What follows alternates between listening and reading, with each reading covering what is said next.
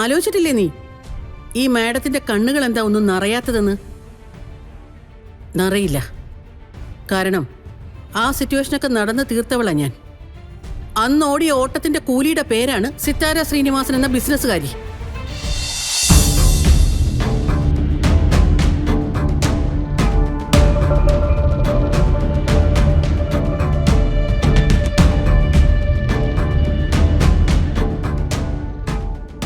എന്തിനു വേണ്ടിയാ ശത്രുവിന്റെ മകളെ മാഡം മരണത്തിൽ നിന്ന് രക്ഷിച്ചത്? സിത്താരയുടെ മകളാ. മമ്മിയേക്കാളും ഒട്ടും കുറവുള്ളതായിരിക്കില്ല. അറിയാം മൂർത്തി, ഇവളെ കുറിച്ചുള്ള വീരകഥകൾ കുറച്ചൊക്കെ ഞാൻ കേൾക്കുകയും ചെയ്തു. ഒരുത്തിയ വീട്ടിൽ നിന്ന് അടിച്ചു പുറത്താക്കാൻ എത്രയൊക്കെ ബുദ്ധിമുട്ടേണ്ടി വന്നു. ഇതൊരു ബാധ്യതയാകും. സ്വർണം കായ്ക്കുന്ന മരം ബാധ്യതയാകുന്ന എങ്ങനെയാ മൂർത്തി? എനിക്ക് മനസ്സിലായില്ല. മനുഷ്യര് തമ്മിലുള്ള ശത്രുതയ്ക്കൊന്നും ഒരുപാട് കാലത്തെ ആയുസില്ല. ഉണ്ടോ? പരസ്പരം കൂടിച്ചേരാവുന്ന ഒരു കാര്യമുണ്ടെങ്കിൽ അകലങ്ങൾ എപ്പോ കുറഞ്ഞു എന്ന് ചോദിച്ചാ മതി.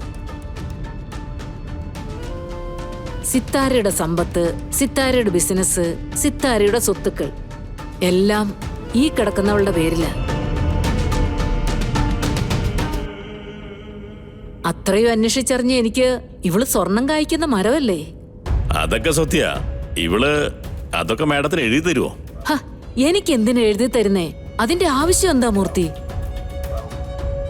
ഒരുപക്ഷെ മുതിർന്നവർ തമ്മിൽ യോജിച്ചിട്ടില്ലെങ്കിലും ചെറുപ്പക്കാർ തമ്മിൽ ചിലപ്പോ യോജിച്ചാലോ? ഓ പിന്നെ ഇപ്പൊ എനിക്ക് മനസ്സിലായി. മകന്റെ കാര്യമാണ് സത്യവതി മാഡത്തിന്റെ മനസ്സിലല്ലേ? അവന് നല്ലൊരു പെണ്ണന്വേഷിക്കുമ്പോ അതെല്ലാം തികഞ്ഞവളായിരിക്കണ്ടേ മൂർത്തി? എനിക്ക് ചിന്തിച്ചിട്ട് പോലും ഈ ബുദ്ധിയുടെ ഒപ്പം എത്താൻ പറ്റുന്നില്ല മാഡം. മൂർത്തി, അനിയൻകുട്ടനെ സ്നേഹിക്കുന്ന പെങ്ങളായും അവന്റെ അമ്മയ്ക്ക് തുല്യായി കഴിയാനാണ് ഞാൻ ജീവിക്കുന്നതുമെങ്കിൽ ഇത്ര ബോറടിക്കുന്ന ഒരു ജീവിതം വേറെയുണ്ടോ? നേരം വെളുക്കുക, എഴുന്നേൽക്കുക, ഭക്ഷണം കൊണ്ടുപോയി കഴിപ്പിക്കുക, അനിയനെ പുകഴ്ത്തുക, ഇതല്ലാതെ പ്രത്യേകിച്ച് എനിക്ക് എന്തായിരിക്കും ലൈഫ്? പക്ഷെ ഇപ്പൊ കണ്ടോ അനിയൻ കുഞ്ഞിനെ ജയിലിലാക്കാൻ കളിച്ച കളി, കൃഷ്ണയെ തറവാട്ടിൽ നിന്നും പുറത്താക്കാൻ കളിച്ച കളി,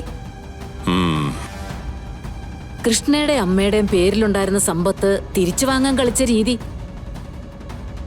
ഒരു ചരിത്ര പുസ്തകത്തിൽ എഴുതി വെച്ച് പിള്ളേർക്ക് പഠിക്കാൻ കൊടുക്കേണ്ടതല്ലേ മൂർത്തി?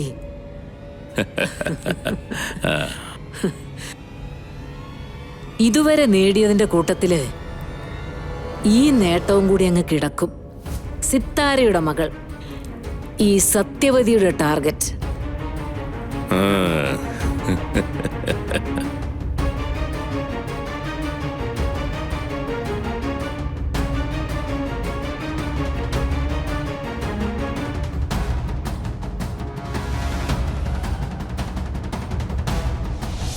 ഇപ്പൊ അവള് ചത്തിട്ടില്ലല്ലോ, പക്ഷെ ഞാൻ കൊല്ലും, കൊന്നിരിക്കും.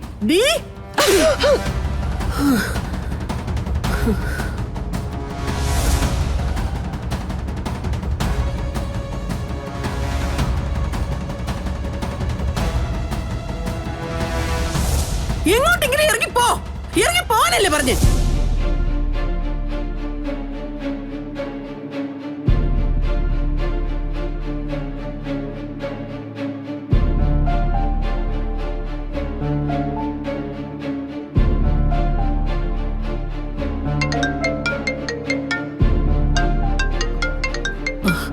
ഹലോ ജോർജ്, എന്തെങ്കിലും വിവരം കിട്ടിയോ?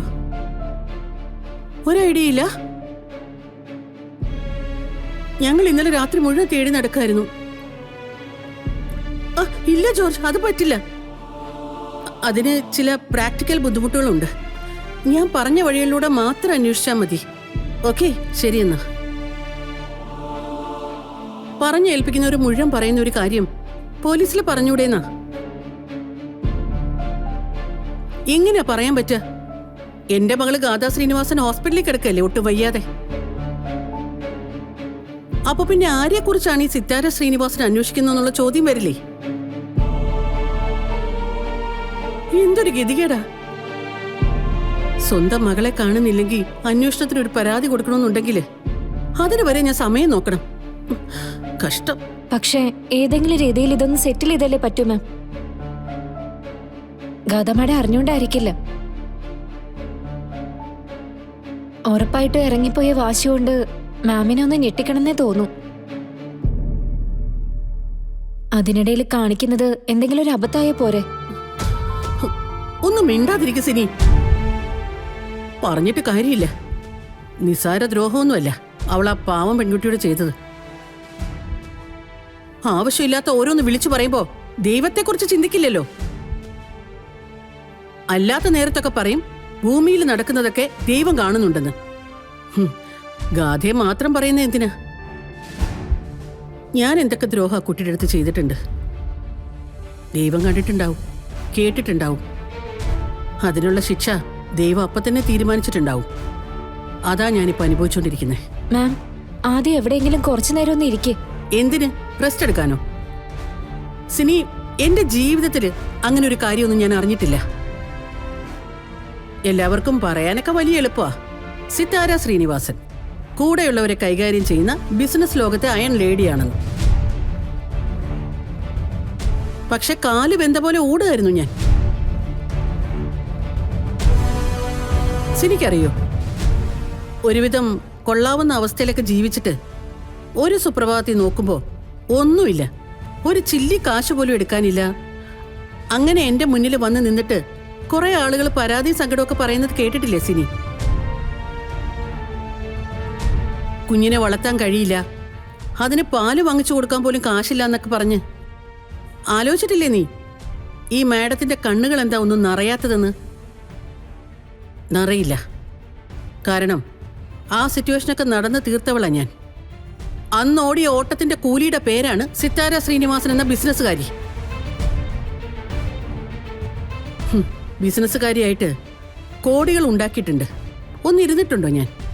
ഒന്ന് സന്തോഷിച്ചിട്ടുണ്ടോ? മനസ്സമാധാനത്തോടെ ഭക്ഷണം കഴിച്ചിട്ടുണ്ടോ? എല്ലാം ഒന്ന് ഒതുങ്ങി വന്നപ്പോഴേക്കും അവളുടെ വിവാഹമായി. ആ വിവാഹം നടന്ന തീയതിക്ക് ശേഷം ഒരു ദിവസം, ഒരു മണിക്കൂറെങ്കിലും തികച്ചും അസ്വസ്ഥതയില്ലാതെ എനിക്കൊന്ന് ഉറങ്ങാൻ പറ്റിയിട്ടുണ്ടോ സിനി? ഇല്ല. ഈ ഓട്ടം തന്നെ ബാക്കി. ഇങ്ങനെ അങ്ങ് പോകുന്നു. ഇനി ചാവുന്നവരെ അങ്ങനെ തന്നെ ആയിരിക്കും. പിന്നെ ആകെ ഒരു സന്തോഷം, ആ ചാവുന്ന എന്റെ മോൾക്ക് വേണ്ടി ആയാൽ മതിയായിരുന്നു. ആ സന്തോഷത്തിൽ അങ്ങ് പോവല്ലോ.